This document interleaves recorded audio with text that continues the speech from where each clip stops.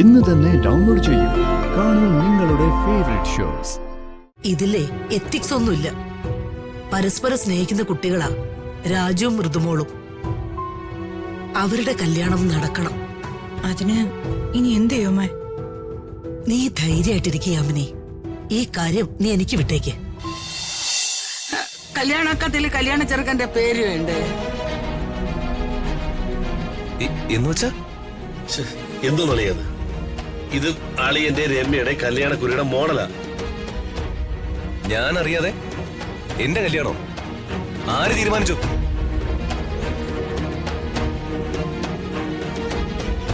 ഇതെന്താ വെള്ളരിക്കപ്പെട്ടെന്നാണോ? ആര് തീരുമാനിച്ചു ഇതൊക്കെ? മോനെ, ഞാനാ തീരുമാനിച്ചേ. അമ്മ തീരുമാനിച്ചെന്നോ?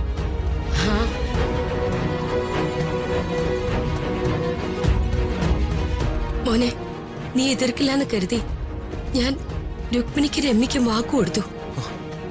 നിങ്ങളുടെ കല്യാണം ഞാൻ നടത്തി കൊടുക്കാന്ന്.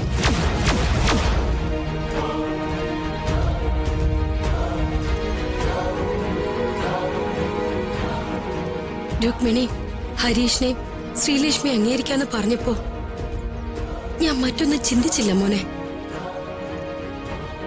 ദൈവത്തെ സാക്ഷിയാക്കി ഞാൻ വാക്കു പറഞ്ഞു.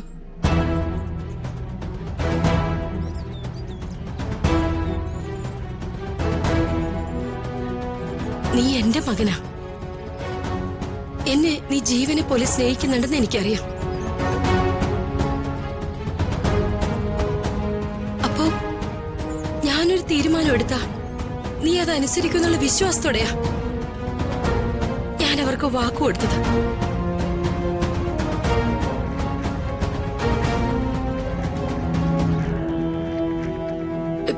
എന്റെ മോൻ ഈ അമ്മയെ കരയിപ്പിക്കരുത്.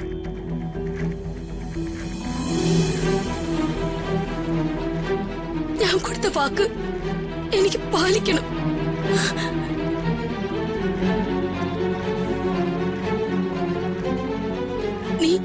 നിന്നെ സ്നേഹിക്കുന്ന ഈ കുട്ടിയെ കല്യാണം കഴിക്കുക.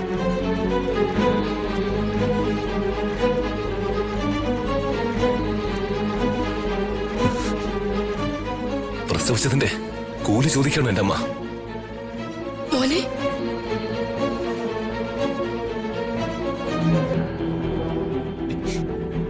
ഇതിലും ഭേദം അമ്മയ്ക്ക് എന്നെ കഴുത്ത് ഞെരിച്ചങ്ങ് കൊല്ലായിരുന്നു.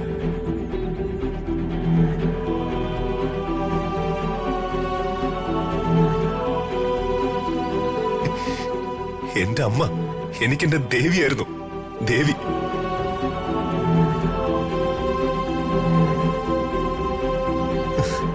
പക്ഷെ ഇപ്പൊ ആ വിഗ്രഹം ഉടഞ്ഞു പോയല്ലോ അമ്മേ. വേണ്ട, ഇക്കാലം അത്രയും അമ്മ എനിക്ക് തന്ന സ്നേഹം പാഴായില്ലേ?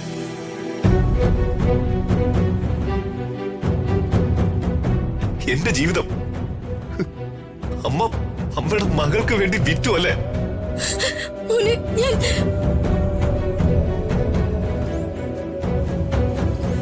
എന്തിന് ഞാൻ ഇനി ജീവിക്കണം? മോനെ രാജു,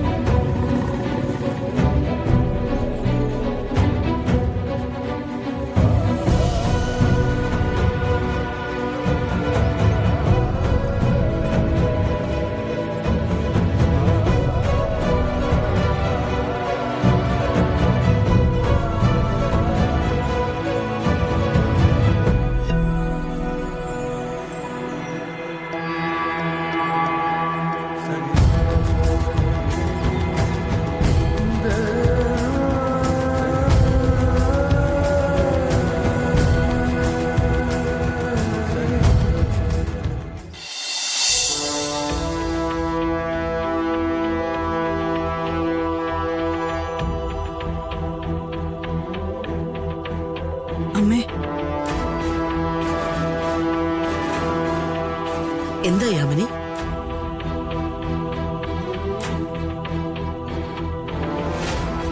അത് ഒരു പ്രശ്നമുണ്ടമ്മേ. പ്രശ്നം? എന്ത് പ്രശ്നം? നീ എന്തിനിങ്ങനെ പരിഭ്രമിക്കുന്ന മോളെ? കാര്യം പറയേ. രാജുവിന്റെ അച്ഛൻ വേണുവേട്ടൻ ഇപ്പൊ ശേഖരേട്ടനെ വിളിച്ചിരുന്നു. രാധമ്മ ഈ കല്യാണത്തിനെതിരാണെന്ന്. അവര് രാജു രമ്യയായിട്ടുള്ള കല്യാണം നിശ്ചയിച്ചിരിക്കുക.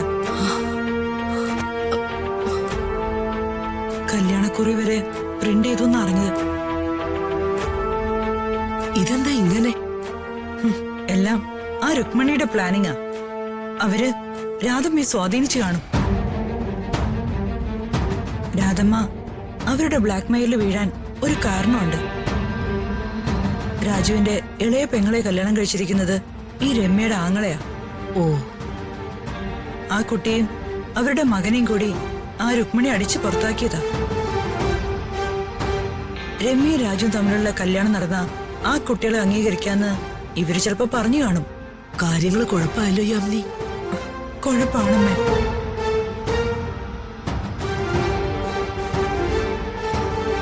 യാമിനി, എന്തമ്മേ? ശേഖരനോട് പ്രത്യേകം പറയണം, ഒരു കാരണവശാലും ഈ കാര്യം പ്രതാപൻ അറിയരുതെന്ന്. അറിഞ്ഞ അവൻ എത്തിക്സുമായിട്ട് വരും.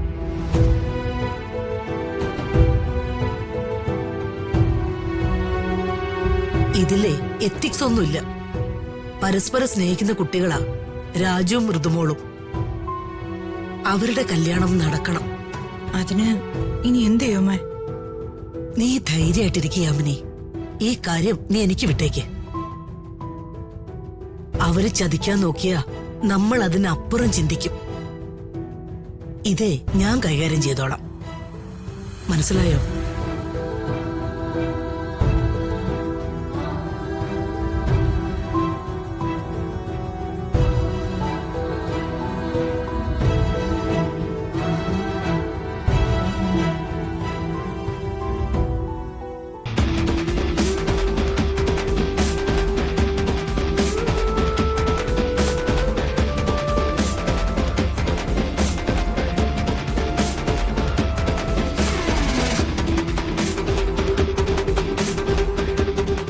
അവളുടെ വിവാഹം എന്നെന്നാ പറഞ്ഞത്?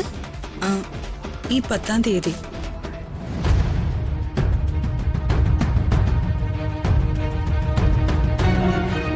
എടാ, ആ പത്മാവതിയുടെ അമ്മ ഇങ്ങോട്ട് വരുന്നുണ്ട്.